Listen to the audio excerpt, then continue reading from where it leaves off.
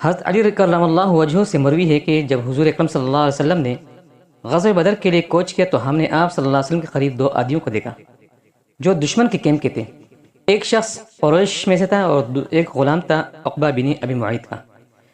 جب ہم نے ان کا پیچھا کیا تو قریشی تو چپ گیا اور غلام کو ہم نے گرفتار کر لیا۔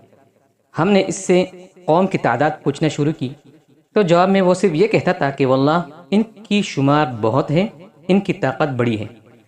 مسلمانوں نے اس جواب پر اس کو مارنا شروع کیا مگر اس نے شمار نہیں بتائی، یہاں تک کہ اس غلام کو رسول اکرم صلی اللہ علیہ وسلم کی خدمت میں پیش کیا گیا۔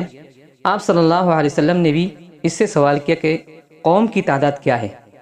اس نے وہی جواب دیا کہ واللہ ان کی شمار بہت ہے، ان کی طاقت بڑی ہے۔